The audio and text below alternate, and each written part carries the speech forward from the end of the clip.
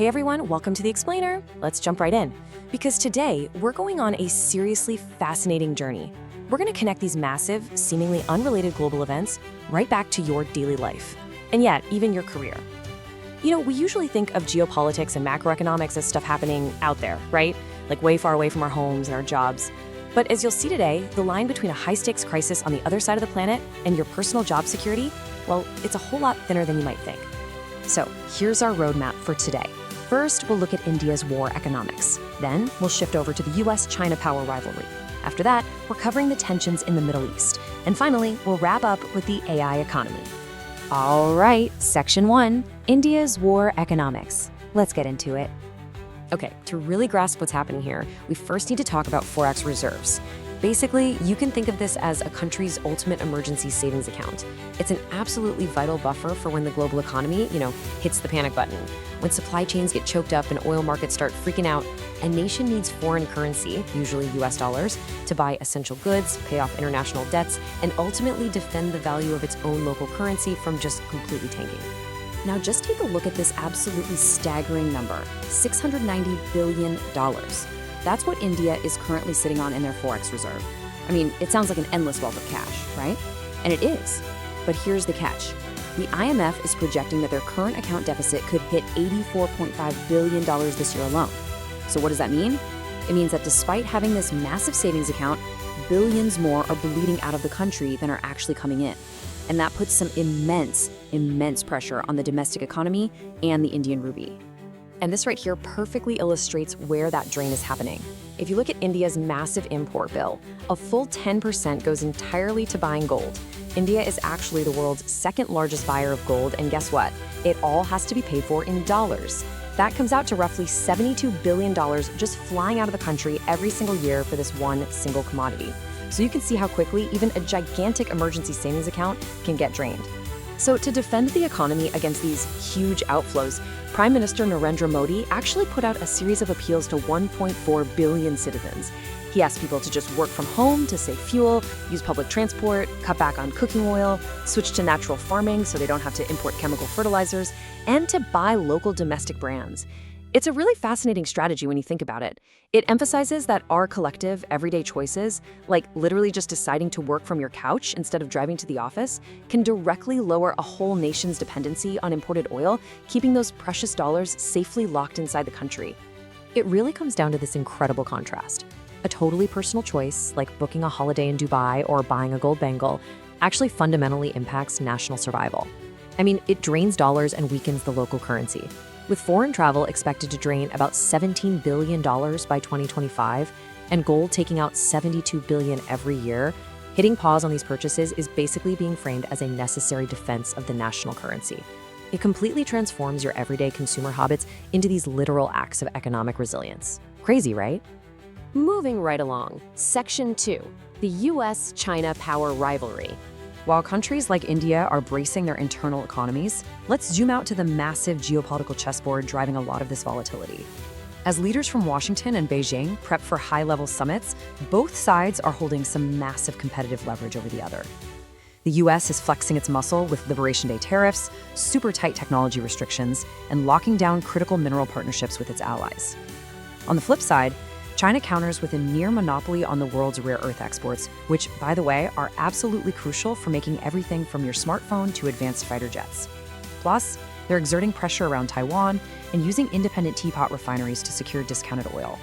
It's a ridiculously high-stakes standoff spanning the entire global trade and defense supply chain. Okay, let's shift gears to Section 3, tensions in the Middle East. So, while superpowers are negotiating over trade and tech, a very different, very physical kind of conflict is escalating in the airspace over the Persian Gulf. We are seeing this highly alarming sequence of incidents. Back in April, a $240 million US surveillance drone was lost. Then, just recently, a massive KC-135 refueling aircraft actually had to declare an emergency.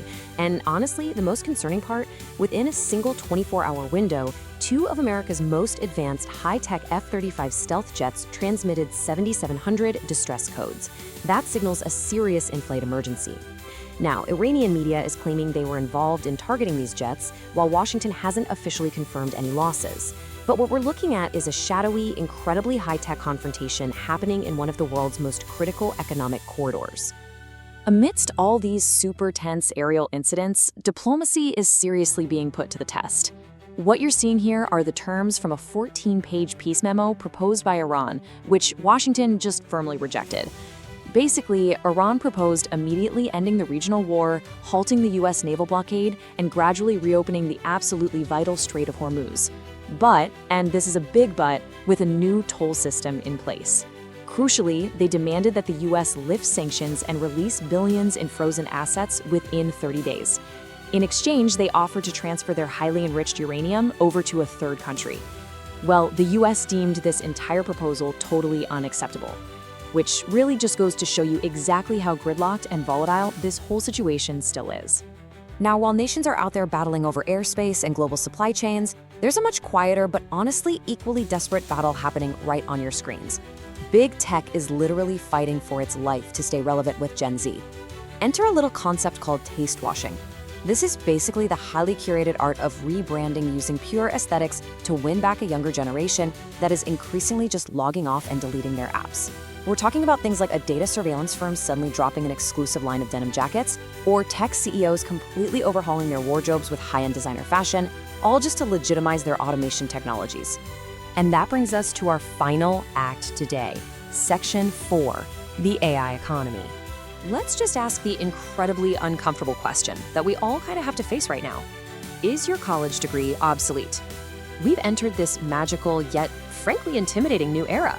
With AI systems now doing things we used to think only human brains could handle, that degree you worked so hard for might literally be competing against a chatbot. A chatbot that, by the way, never sleeps, never complains, and can write an amazingly confident corporate memo in about 3 seconds. The battlefield for your career is completely shifting beneath our feet. We've got 10 different degree fields mapped out here, everything from business admin to journalism all the way to basic computer science. And look, the reality is, AI is exceptionally good at consuming templates, spitting out corporate jargon, and handling all those repetitive tasks across every single one of these fields. It can scan a huge legal contract or churn out some basic SEO sludge for a blog post in the blink of an eye. But here is how you survive. The humans who actually thrive in this new economy won't be the ones doing basic coding or entry-level data sorting. They're going to be the ones who pivot hard into deep strategy, empathy, high-level critical thinking, human management, and crisis negotiation. So no, your degree isn't totally useless, but relying only on the basic, repetitive technical skills it taught you, yeah, that probably is. Which perfectly tees up this final reality. AI won't replace people. People using AI will replace people. I want to leave you with that provocative thought to chew on today, as we sit here watching superpowers clash over technology and entire nations having to restructure their economies just to survive global volatility. How are you going to adapt your own skills to navigate this wild era? Are you going to let the machine replace your routine tasks, or are you going to be the one